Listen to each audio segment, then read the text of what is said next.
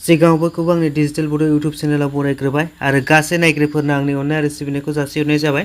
दिनै आं मोनसे गोदान भिडिअ लाना फैदों। दिनैनि बे भिडिअनि गेजेरजों आं नोंथांमोननो भटार लिस्टखौ माबोरै डाउनलड खालामो बेखौनो डाउनलड खालामनानै दिन्थिगोनां। जोंनि बिटिआरआव इलेक्सन फैगासिनो दं।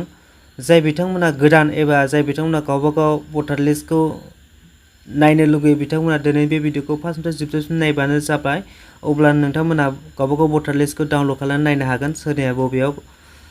फैदाना भिडिअखौ जागायजेननोसै। चेनेलाव गोदानबा चेनेलखौ साबस्क्राइब खालामना हो, लोगोसे बेल घन्टीखौबो थुना हो जाहाथे आं गोदान भिडिअ लाबा नोंथांनाव नटिफिकेसन थाङो।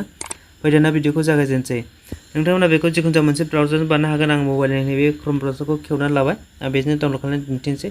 दाना नैबाव सार्च खालामनोसै भटार लिस्ट डाउनलड बाव होबाय आङो। ओमफ्राय बाव होनानै गाहायाव फैगोन नैबाव नै भटार सार्भिस पर्टेल नैबे voter.eci.gov.in आव होनोसै आङो। आं डाइरेक्ट लिंकखौ डिसक्रिप्शनाव होना होगोन। नोंथांमोना डाइरेक्टबो बानायनो हागोन, नायनो हागोन। नैबे स्टेटखौ सेलेक्ट खालामग्रोनोसै सिगां। नैबे आसामखौ सेलेक्ट खालामबाय आङो। नोंथांमोना गावबागाव जायगाखौ बानायबानो जाबाय। ओमफ्राय डिस्ट्रिक्टखौबो आं सेलेक्ट खालामनोसै। आं क'क्राझारखौ सेलेक्ट खालामनोसै। नोंथांमोना जिखुनु जाया माने गावबागावनिखौनो बानायबानो जाबाय। ओमफ्राय एसेम्बलिखौ सेलेक्ट खालामनोसै। ओमफ्राय नैबे लेंगुवेजआ अट'मेटिक फैखायो जोंनि आसामनिखायनो एसामिसआ कमनखा बेयो। एसामिसल' दं मोनसेल' लेंगुवेजआ।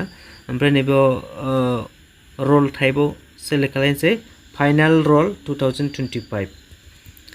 ओमफ्राय नै ओंखारबाय नैबाव। बेखौ बिदि फैनानै ओमफ्राय जुदि बाव गैयाबा नैबाव नेक्स्ट होनानै नायदो।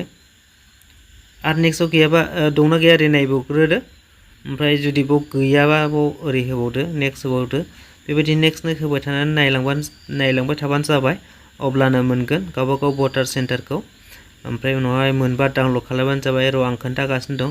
आं दाबो आंनिखौ मोनाखै नागिरनानै। आंना एसे गोजानावसो दंहैयो नै आं जेखौ डाउनलड खालामनो नागिरदों बेखौ। नेक्स्ट होलांबाय थाबाय आङो।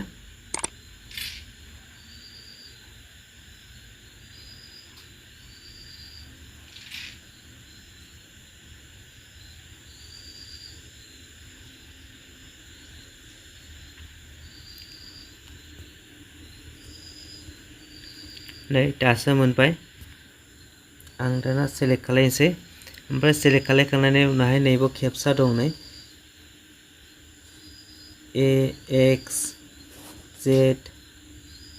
AXZDB। बे जेरै दङ ओरै फिलआप खालामबानो जाबाय नोंथांमोना। ओमफ्राय फिलआप खालामखांनायनि उनावहाय नैबाव सार्चबो खालामनो हायो नै। माने गावबागाव भटार सेन्टारखौ मिथिखायोबा बाव लिरनोबो हागोन, लिरनानै नागिरनो हागोन। ओमफ्राय जुदि बाव केपचाखौ फिलआप खालामखांनायनि उनाव डाउनलड सेलेक्ट पिडिएफआव होनोसै। केपचाया जायाखैनो। आं रि एन्टार खालामफिनसै। अबेबा मोनसे भुल जादों।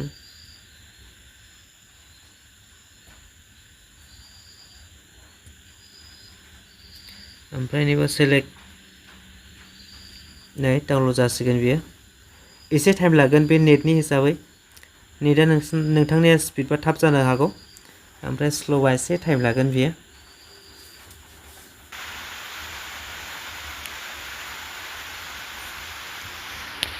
डाउनलड जाबाय। आं 10 MB नि आं अपेन खालामनानै दिन्थिसै दाना डाइरेक्टनो।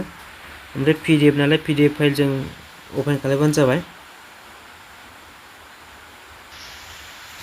नैबेनो नै भटार लिस्टआ। नैबेनो नै गासिबो एसामिसनि गोजा। 37 पेज दं गासै।